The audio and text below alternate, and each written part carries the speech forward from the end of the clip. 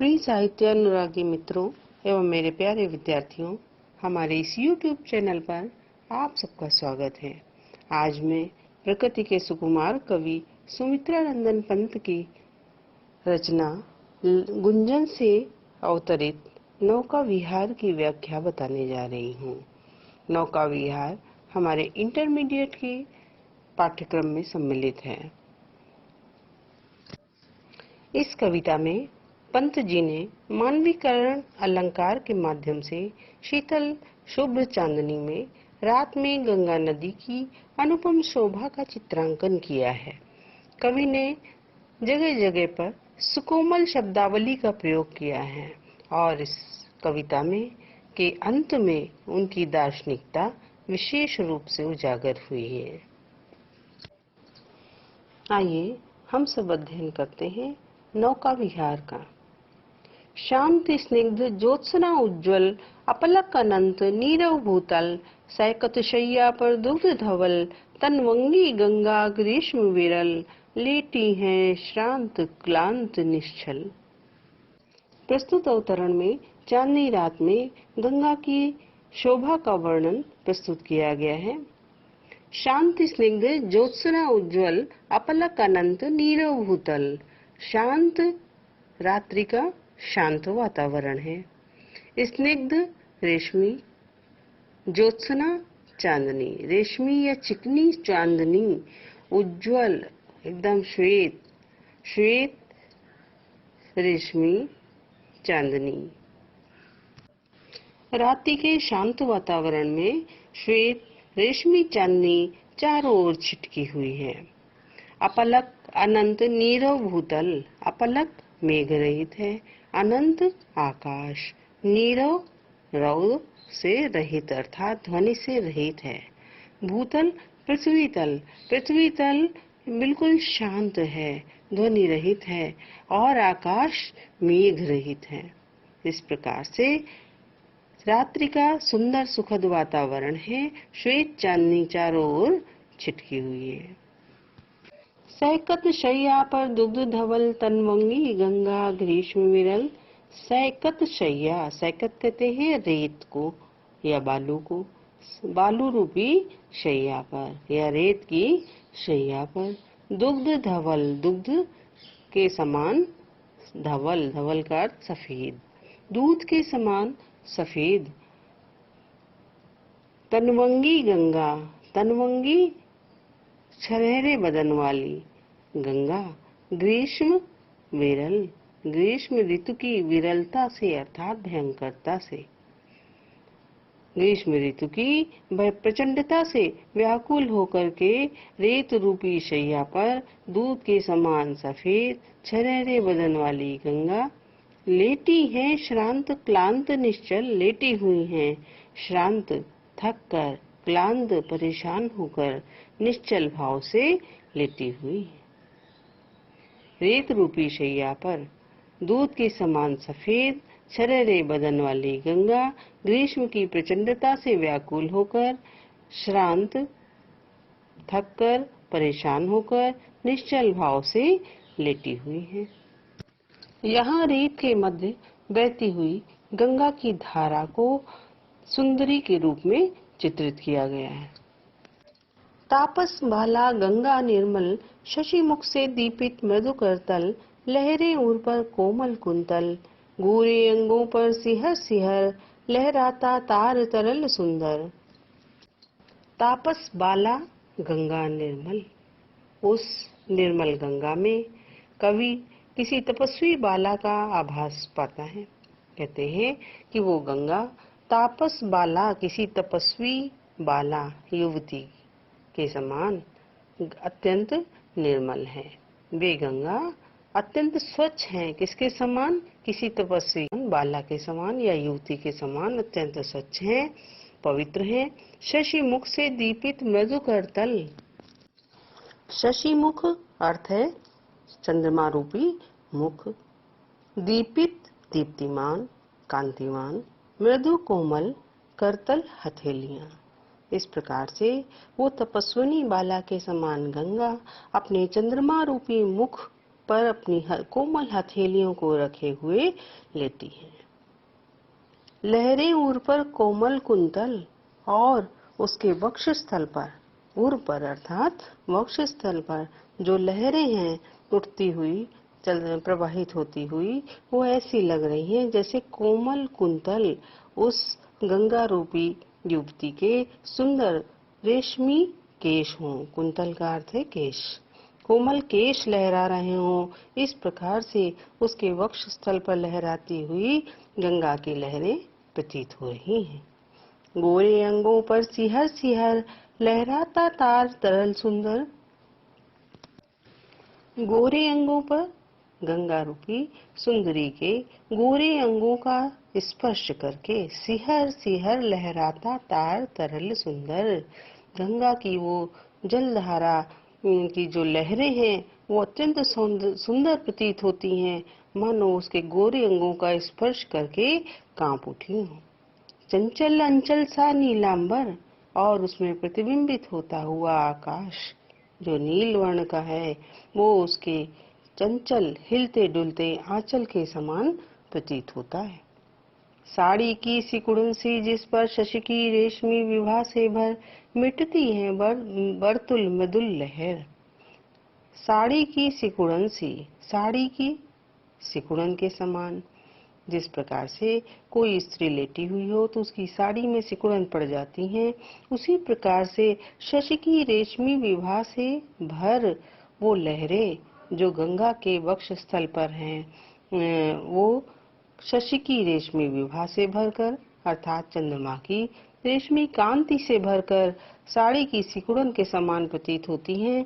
सिमटी हैं वर्तुल मृदुल लहर, व कोमल लहरें कहीं सिकुड़ी हुई हैं, कहीं गोलाकार हैं, तो इस प्रकार से विविध रूप में दृष्टिगोचर हो रही हैं। अब अगला पैरा देखें। चांदनी रात का प्रथम प्रहर हम चले नाव लेकर सत्वर, सिकता की सस्मित सीपी पर मोती की ज्योत्सना रही विचर। लो पाले चढ़ी उठा लंगर, मृदु मंद मंद मंथर मंथर, लघु तरनी हंसनी सी सुंदर। इसके पूर्व कवि ने, आपने देखा कि चांदनी रात में गंगा के अनुपम सौंदर्य का चित्रण किया मानवीकरण के रूप में। अब कवि चांदनी रात में अपने नौका विहार का चित्रण कर रहा है कि नौका विहार के समय गंगा की क्या स्थिति प्रतिबिंबित हो रही है, गंगा किस प्रकार से सुंदर स्वरूप को प्राप्त कर रही है। कवि कहता है, चांदनी रात का प्रथम प्रहर, चांदनी रात का पहला प्रहर था अर्थात भोर होने को थी।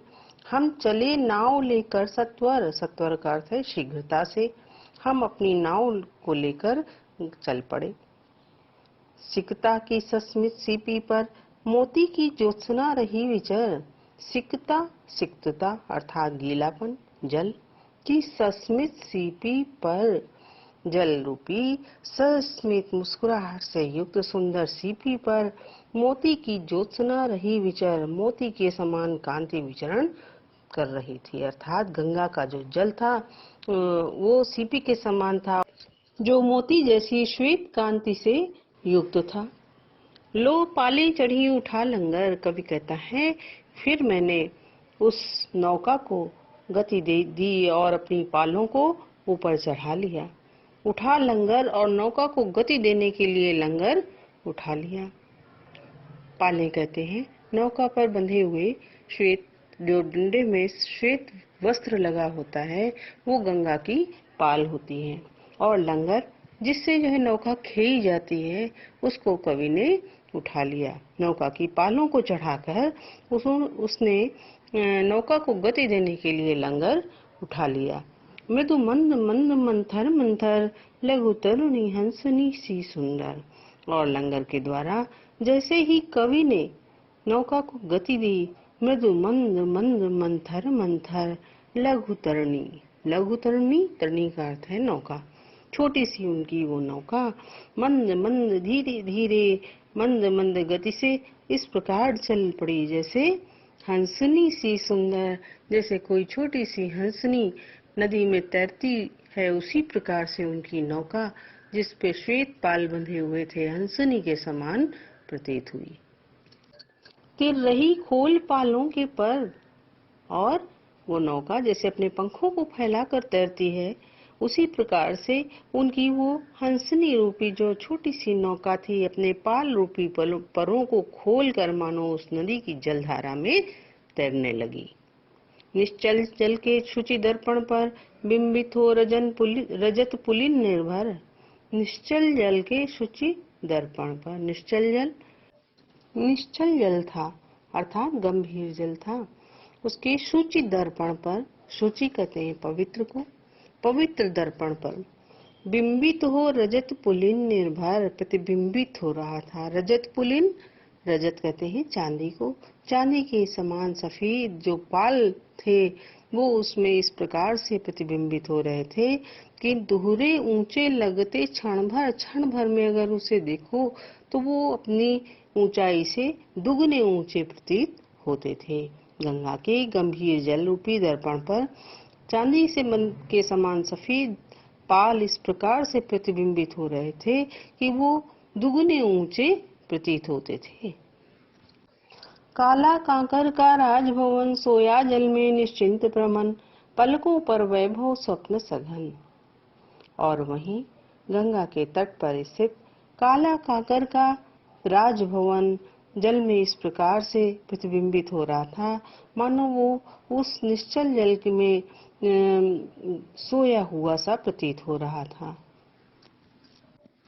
वो गंगा की धारा के मध्य प्रतिबिंबित होता हुआ बिल्कुल निश्चिंत सोया हुआ प्रतीत हो रहा था और अपनी पलकों पर वैभव स्वप्न सघन, अपने विगत वैभव के सैकड़ों कल्पनाओं को आज भी समेटे हुए था। अगला पैरा देखें। नौका से उठती जल हिलोर, हिल पड़ते नभ के ओर छोर, विस्फारित नैनों से निश्चल कुछ खोज रहे चल तारक दल, ज्योतित कर नभ का अंत स्थल। कवि चांदनी रात में किए गए नौका विहार का चित्रण करता हुआ कहता है, नौका से उठती जल हिलोर, हिल पड़ते नभ के ओर छोर। जब वो अपनी नौका को डांडों के माध्यम से गति देता है तो उस डांडों के चलने से, नौका को खेने से जल हिलोरे लेने लगता है।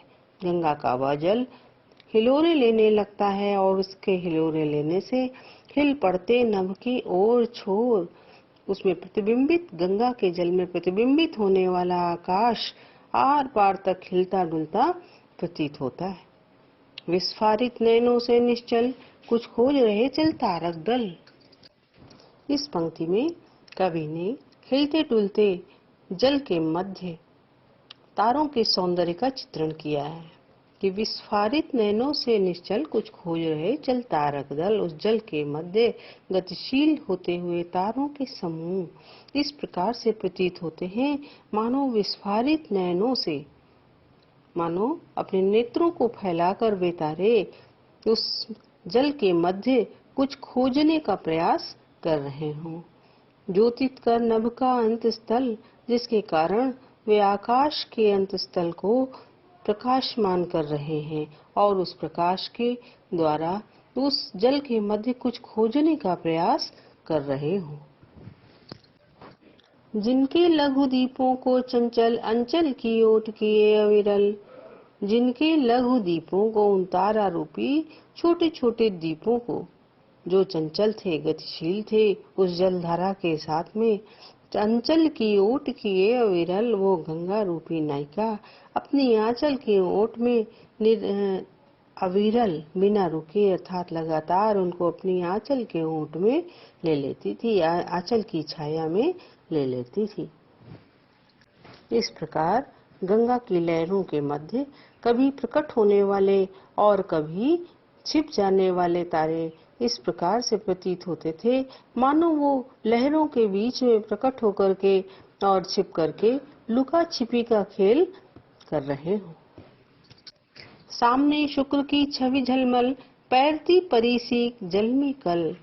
वहीं सामने स्थित शुक्र तारा की छवि, शुक्र तारा का सौंदर्य झिलमिलाता हुआ कैसा प्रतीत हो रहा है, इसके सौंदर्य का चित्रण करता हुआ कवि कहता है कि वो शुक्र तारा की छवि जब जल में प्रतिबिंबित होती है तो उस जलधारा के साथ में तैरती हुई पैरती परी सी जल में कल। उस जल के मध्य को जैसे कोई सुंदर सी परी तैर रही हो, तो उस प्रकार से शुक्र तारा का सौंदर्य प्रतीत हो रहा था।